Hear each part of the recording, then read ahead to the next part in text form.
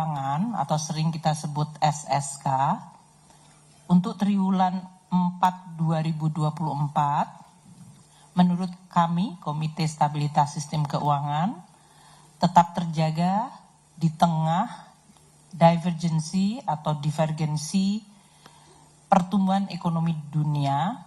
Ini karena berbagai negara maju ada yang ekonominya masih kuat seperti Amerika Serikat, sementara Eropa dan Tiongkok masih struggle untuk merecover pertumbuhannya. Dan juga di tengah ketidakpastian pasar keuangan global yang meningkat. Memasuki triwulan 1 2025 ini, perkembangan perekonomian dan pasar keuangan terus dipantau dan diantisipasi seiring masih berlangsungnya downside risk dan dinamika yang sangat muncul dari sisi eksternal. Kami berempat, Menteri Keuangan, Gubernur Bank Indonesia, Ketua Dewan Komisioner Otoritas Jasa Keuangan, dan Ketua Dewan Komisioner Lembaga Penjamin Simpanan, menyepakati dalam rapat berkala KSSK yang pertama kali tahun 2025 yang dilaksanakan pada hari Selasa yang lalu tanggal 21 Januari 2025. Dan KSSK akan terus memperkuat kewaspadaan serta meningkatkan koordinasi sinergi antar lembaga agar kita mampu memitigasi potensi dampak dari rambatan atau spillover faktor-faktor risiko yang berasal dari eksternal atau global terhadap perekonomian Indonesia maupun terhadap stabilitas sistem keuangan dalam negeri. Tadi disebutkan bahwa perekonomian dunia menghadapi atau mengalami divergensi atau divergence, yaitu pertumbuhan ekonomi yang berbeda-beda. Dan ini menimbulkan kompleksitas serta ketidakpastian di pasar keuangan yang makin meningkat. Kita tunjukkan pada triwulan keempat 2024 perekonomian Amerika Serikat masih tumbuh kuat dan bahkan lebih kuat, sementara ekonomi Eropa dan Jepang masih mengalami perlemahan. Berdasarkan rilis terbaru di bulan Januari 2025, pertumbuhan ekonomi Tiongkok agak sedikit terakselerasi menjadi 5,4% year on year untuk triwulan keempat 2024. Ini perkembangan positif. Pertumbuhan yang terakselerasi ini didorong oleh stimulus ekonomi yang dilancarkan oleh pemerintah Tiongkok. Arah kebijakan dari pemerintah dan Bank Sentral Amerika Serikat juga menjadi faktor yang memberikan pengaruh paling besar pada kondisi ketidakpastian pasar keuangan global. Di satu sisi perekonomian Amerika Serikat mengalami penguatan dan pasar tenaga kerjanya juga membaik. Dampak kebijakan tarif yang dilakukan di Amerika Serikat diperkirakan akan memberikan pengaruh terhadap proses disinflasi atau penurunan inflasi menjadi tertahan. Dengan demikian inflasinya diperkirakan masih pada level yang kuat. Ini di Amerika Serikat ya, dan ini tentu mempengaruhi stand atau posisi dari Fed Fund Rate, kebijakan dari suku bunga Federal Reserve yang dalam hal ini ekspektasi untuk terjadinya penurunan menjadi lebih terbatas akibat tadi inflasinya masih tertahan akibat kebijakan tarif yang dilakukan. Dari sisi fiskal, Amerika Serikat juga akan lebih ekspansif dan ini mendorong yield dari US Treasury tetap tinggi, baik pada tenor jangka pendek maupun jangka panjang. Di sisi lain, ketegangan politik global yang meningkat dan preferensi investor yang makin besar terhadap aset-aset keuangan Amerika Serikat akan menyebabkan indeks mata uang dolar AS atau Amerika Serikat US dollar DXY berada dalam tren yang meningkat dan ini akan memberikan tambahan tekanan perlemahan pada mata uang dunia lainnya. Kita semua tahu IMF di dalam rilis terbaru pada Januari 2025 ini mengeluarkan proyeksi di mana pertumbuhan ekonomi global tahun 2025 akan tetap stagnan, yaitu pada level 3,3%.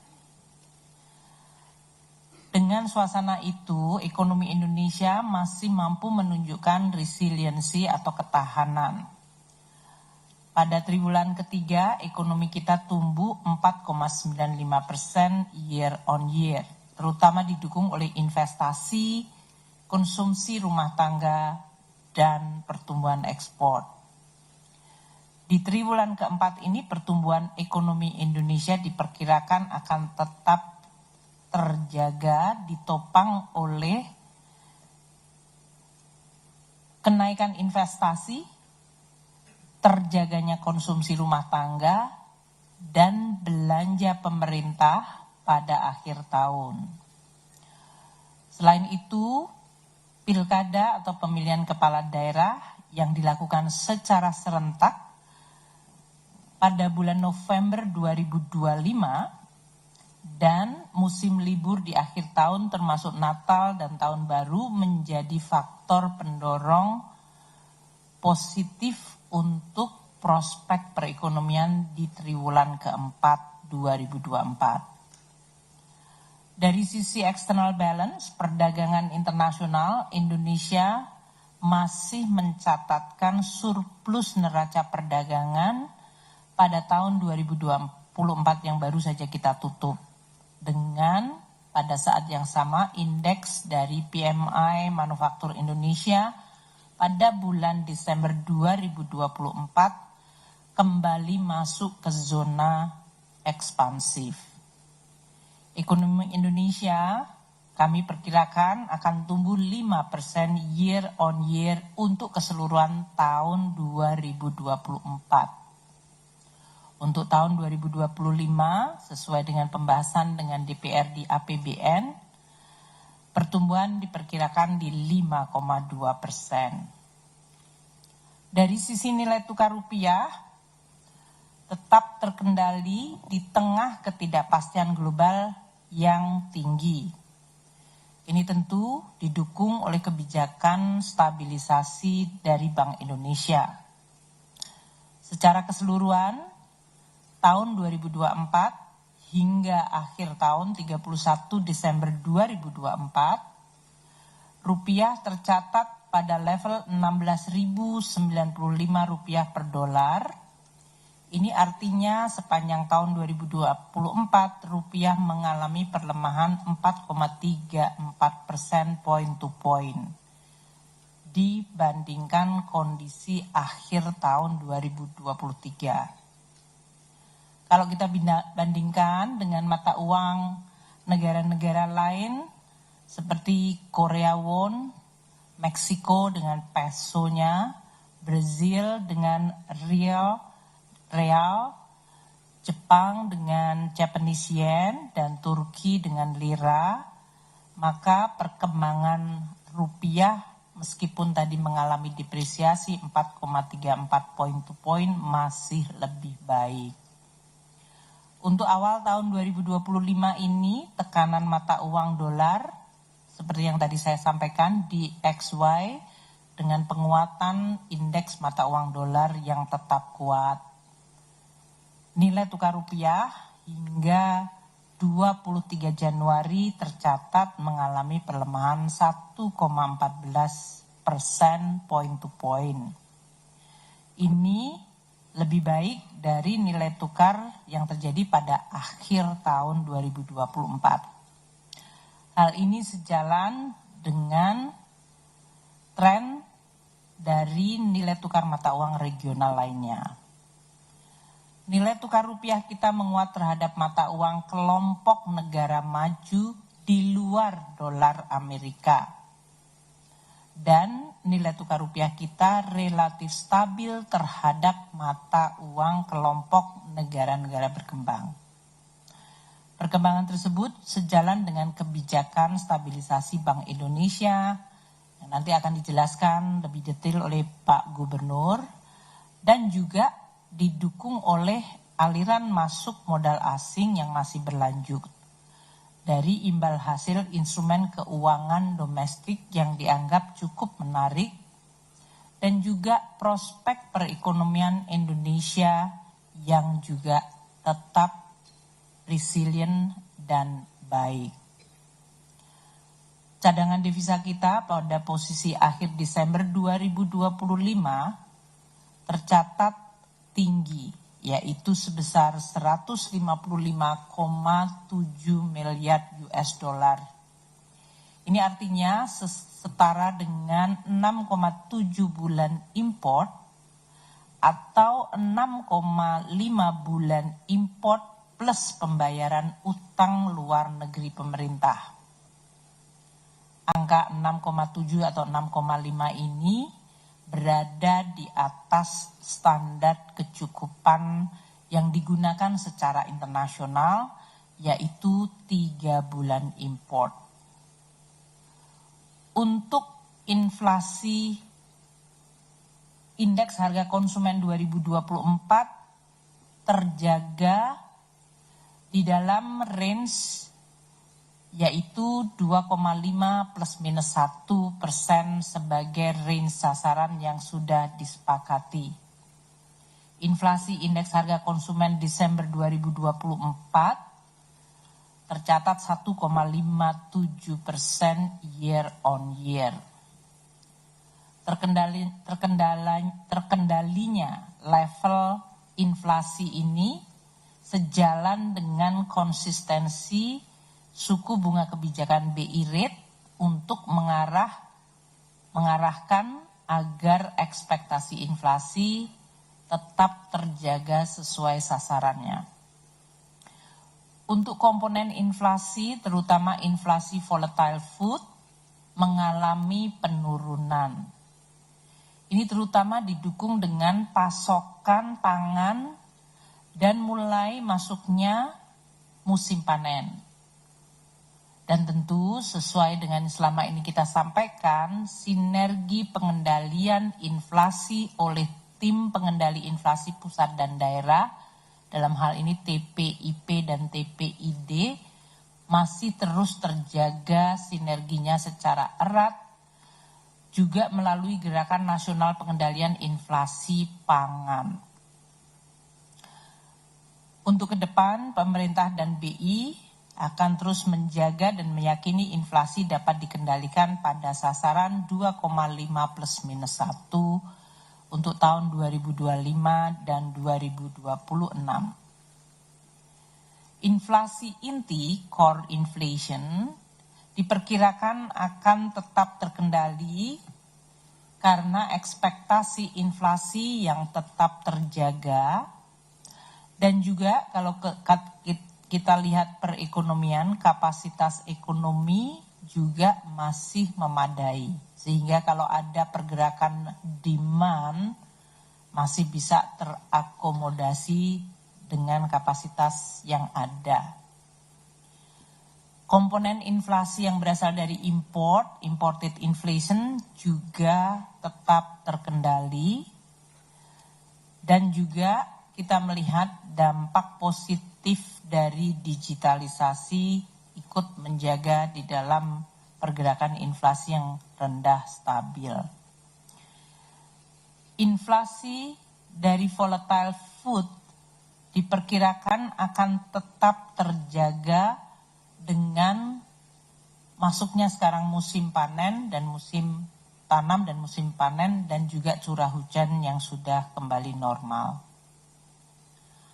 APBN tahun 2024 seperti yang telah kami sampaikan kepada teman-teman media bekerja sangat keras dan juga menunjukkan kinerja positif untuk terus menjaga stabilitas dan pertumbuhan. Dari sisi pendapatan, APBN 2024 masih membukukan pertumbuhan positif 2,10% year on year, 2,10. Ini pada saat perekonomian mengalami berbagai tekanan dan harga komoditas mengalami koreksi yang cukup dalam. Dari sisi belanja negara tumbuh 7,3% year on year. Dengan kinerja tersebut, APBN 2024 menunjukkan keseimbangan primer tercatat negatif 19,4 triliun, jauh lebih kecil dari yang diperkirakan pada pertengahan tahun. Ini artinya sebesar 0,09% dari PDB. Sementara defisit overall balance adalah 507,8 triliun. Sekali lagi, ini sama dengan 2,29% dari PDB, yaitu sama dengan Undang-Undang APBN awal dan jauh lebih rendah dari proyeksi pada laporan semester. Realisasi pendapatan negara dan hibah unaudited mencapai 2.842,5 triliun rupiah. Ini artinya pendapatan negara dan hibah di atas target yaitu 101,4% dari APBN awal dan tumbuhnya 2,1% year on year. Terutama pendapatan negara ini diperoleh dari penerimaan perpajakan yang tumbuhnya 3,6% year on year. Penerimaan perpajakan ini jumlahnya adalah 2.232,7 triliun rupiah. Meskipun masih tumbuh 3,6%, penerimaan perpajakan ini 96,7% dari target APBN. Sementara penerimaan negara bukan pajak yang mencapai 579,5 triliun rupiah itu 117,8% dari target APBN. Kinerja yang cukup positif ini patut diapresiasi karena gejolak perekonomian global mengalami eskalasi, harga komoditas mengalami koreksi ke bawah, namun kita tetap menjaga APBN tetap dalam posisi yang cukup sehat dan positif. Pertumbuhan penerimaan perpajakan terutama didukung oleh kinerja sektor-sektor penyumbang pajak yang utama, baik itu yang berasal dari manufaktur, dari perdagangan, jasa keuangan, serta sektor-sektor yang tetap mengalami pertumbuhan positif.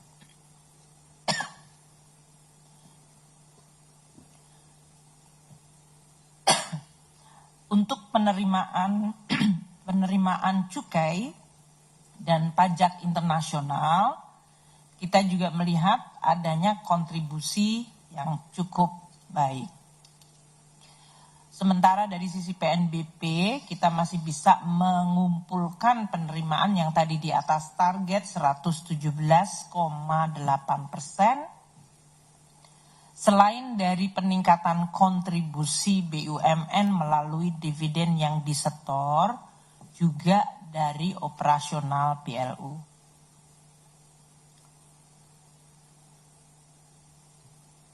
Untuk belanja negara, belanja APBN sangat penting menjadi shock absorber bagi masyarakat dan perekonomian. Pada saat yang sama, belanja negara juga menjadi instrumen untuk pembangunan atau agent of development. Belanja negara mencapai 3.350,3 triliun, ini berarti kita belanja 100,8% dari target APBN awal. Seperti tadi saya sampaikan, belanja negara tumbuh 7,3% year on year.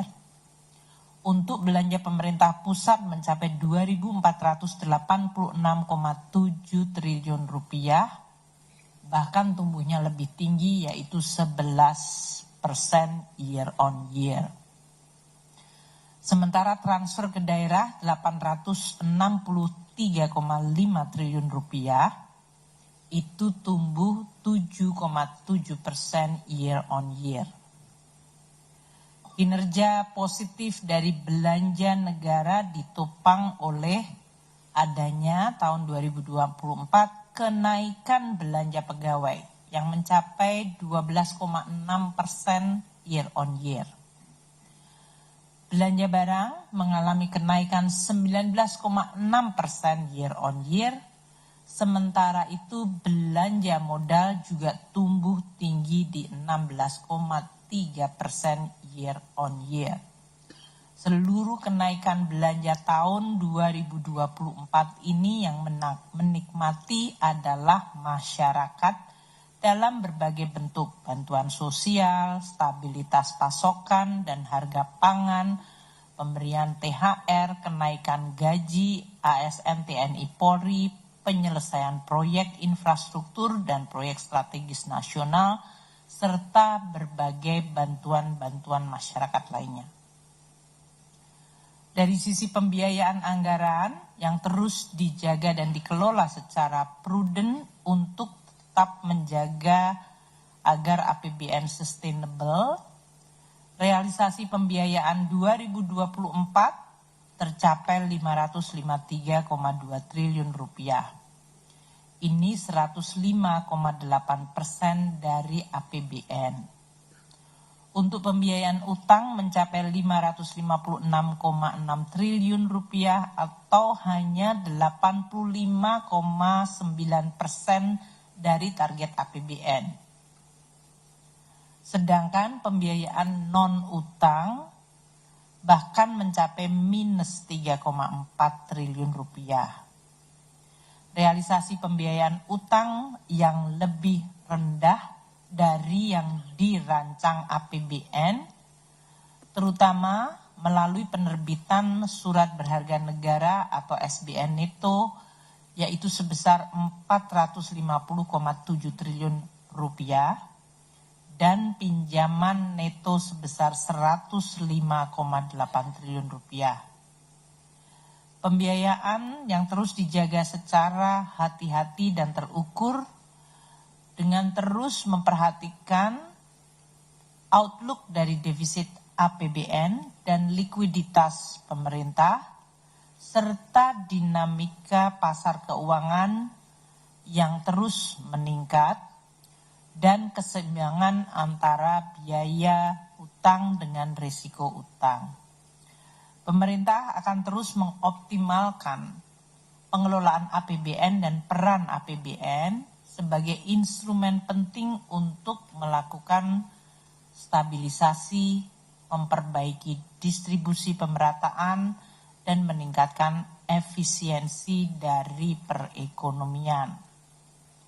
Berbagai kebijakan-kebijakan yang ada di dalam APBN dan diatur undang-undang seperti kebijakan insentif yang diberikan berupa PPN atau pajak pertama nilai yang ditanggung pemerintah untuk penyerahan rumah tapak dan satuan rumah susun diberikan dalam periode 1 September sampai 31 Desember 2024. Insentif ini meningkatkan pertumbuhan ekonomi, menstimulasi daya beli masyarakat di sektor perumahan.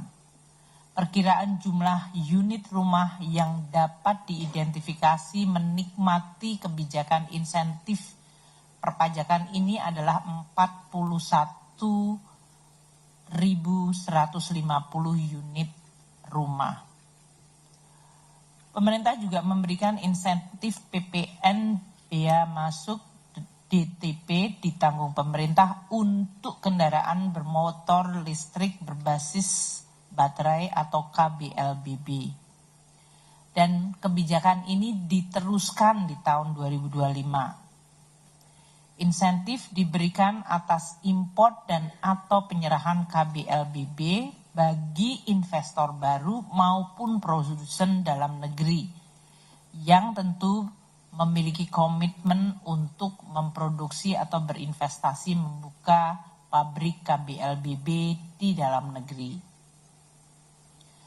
Pemerintah juga dalam hal ini menggunakan instrumen fiskal dalam bentuk bea masuk anti-dumping untuk melindungi industri dalam negeri.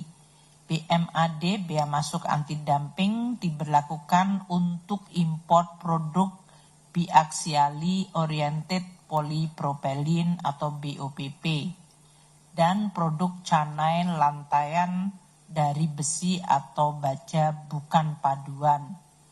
Ini terutama yang diimpor dari beberapa negara di dalam rangka untuk melindungi sektor manufaktur dari serbuan impor yang dalam hal ini menggunakan nilai atau value lebih rendah yang dapat menyebabkan kerugian terhadap industri dalam negeri.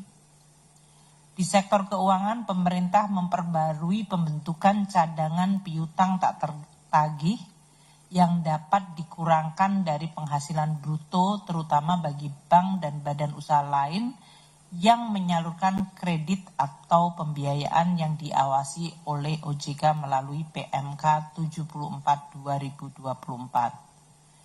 Kebijakan tersebut memberikan kepastian hukum dan kemudahan dan dalam rangka mengakomodasi penerapan PSAK 100 sehingga 109 PSAK 109. Dengan demikian ini juga akan menciptakan pembentukan cadangan piutang untuk komersial dan perpajakan agar lebih selaras. Pemerintah juga memperbaiki terus iklim investasi agar lebih kompetitif dan sehat dengan menerbitkan PMK 136 tahun 2024 mengenai pajak minimum global dengan tarif 15% mulai tahun 2025 bagi wajib pajak badan yang merupakan bagian dari grup perusahaan multinasional yang memiliki omset konsolidasi global sedikitnya 750 juta euro. Dengan hal itu, perusahaan yang masuk lingkup wajib pajak tersebut dan memanfaatkan fasilitas tax holiday akan dikenakan pajak tambahan minimum domestik sesuai PMK 69 2024. Di akhir tahun, pemerintah juga mengeluarkan kebijakan tarif PPN 12% mulai 1 Januari seperti diamanatkan Undang-Undang 7 2021 tentang HPP dan melalui PMK 131 2024 PPN 12% diberlakukan hanya atas barang mewah. Untuk barang lain, pengenaan tarifnya 11/12 dari harga sehingga tarif efektif tetap 11%. Untuk barang jasa yang mendapatkan fasilitas tidak dikenakan PPR, seperti barang kebutuhan pokok, akan tetap mendapatkan fasilitas tidak dikenakan PPN, termasuk jasa pendidikan dan kesehatan.